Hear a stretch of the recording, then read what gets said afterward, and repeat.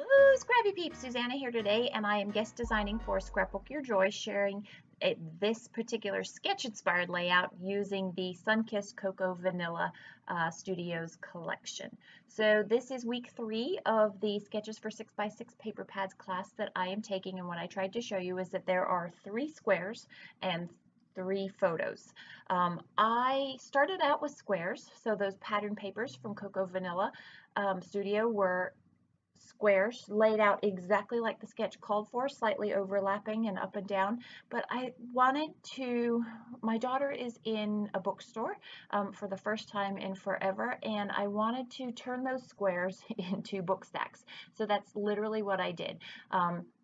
Each of the 6x6 and so Cocoa Vanilla doesn't have 6x6 paper pads. They're like 6x8.5 or something. They're kind of more like my LE Studios. So I, instead of using a 6x6 square, I used that smaller pad and design and cut it out with my silhouette using a digital cut file.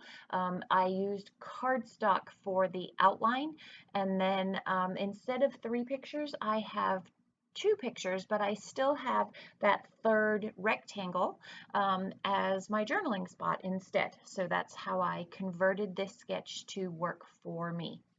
Now, if you get the floral add-ons to the embellishment pack, there's a floral embellishment pack, you will have all of these fun flowers. And so I pulled out the aqua, the blues, and the pink flowers to put the 3, and actually Allison has 4 clusters. One is actually the title with a cluster on either end of the title. So I use, instead of the hearts that she uses, and she just, like with my sketches, it's funny, I use hearts as place embellishment placement things too. I look at sketches as, just because it says a heart doesn't mean it has to be a heart. It's a placeholder for something that is going to be your embellishment. And so I have used flowers. When I had originally laid out this sketch with my squares, I also had this empty space that I needed filling, and so I really liked that cloud with the 2 hearts.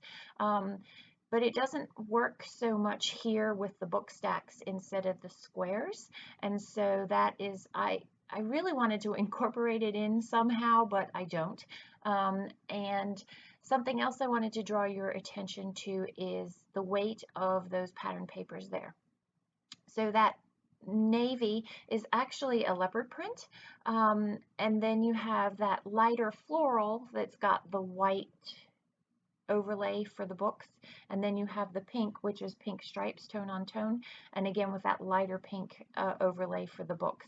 And if you look at how it moves across the page, you have the navy blue higher, and that is a very dark dominant color, and I like it higher rather than lower, because if you think of a scale, the scale tips down to the pink. If I'd had it tipping down to the navy blue, literally you would have had that visual illusion of the whole page being weighted down to the left side because of that darkness, that dark visual element. I hope that makes sense to you, what I'm trying to point out to you as to why that looks better higher up on the page. So just little tips for you to consider as you are weighing contrast in your layout there. So as I always do, if I have multiple elements, I like to pop some off the page. It just provides some shadow and some depth on the page. So I've popped up a few of these flowers. I've also put just chillin' at the bottom of my journal spot there. I have also backed the photo with that aqua journaling card. I did cut out the back of it because I thought maybe I would need somewhere down the road a little bit of that aqua just as a tone on tone, or as a solid for like that navy blue heart that I cut out. So I have more embellishments here. I have the puffy stickers, and I thought that they would look, some of the flowers would look nice interspersed with the flowers that I've already got. And I love these paint colors, paint strips of color.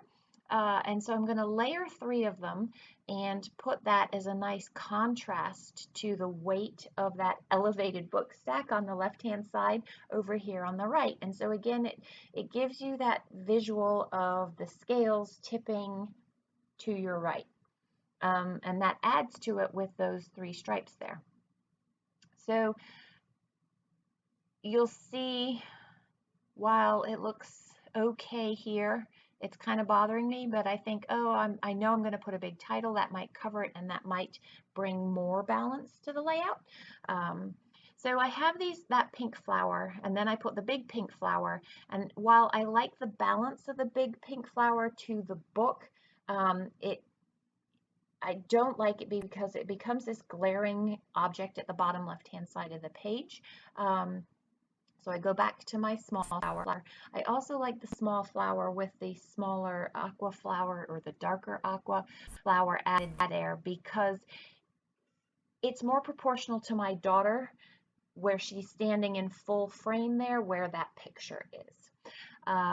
Which then leads me to my pictures.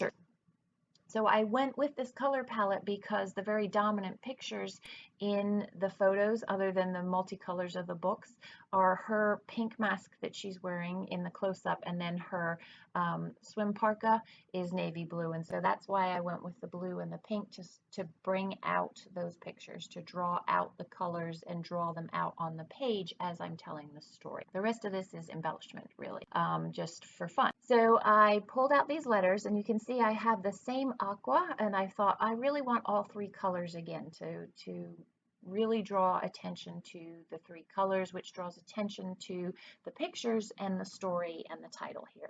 So she actually came up with this story title herself. It's called Stacks of Happiness, because she is a bibliophile through and through. She loves books, and a friend had told her about Second and Charles, and she was very excited to go and explore this bookstore because she hadn't been in one in a long, long time. So I am stash bashing here some Tuesday morning alphas that I've picked up, and I somehow, I don't know, I have all of these alphas and I never use them, so I'm trying to get stash used. So you see how those paint strips don't work. So I am going to leave them joined and stick them aside, and that looks much better. You have the clarity there. What I do want to tell you that I do off camera is I don't like, I need a border, at least one border that grounds a page. It's just something that I do. It's my pages that it bothers me on.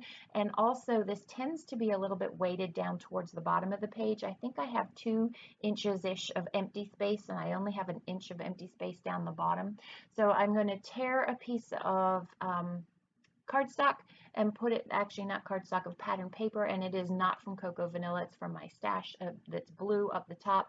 And then I am also going to stick in actually the pink painted strip that's clear, as well as an LE Studio label, and do a little bit of stamping up there. You'll see it in the close-ups, but I like the balance that it brings the layout much, much better. I will also journal off camera because you know me, and that's what I like to do. So enjoy the close-ups. They're coming up. If you have any questions about the design elements that I've talked about, or you didn't understand my description of the seesaw, please definitely leave them in the box down below. I hope you are enjoying me working through these sketches with you. Thanks for stopping in today. I hope to see you again soon. Take care.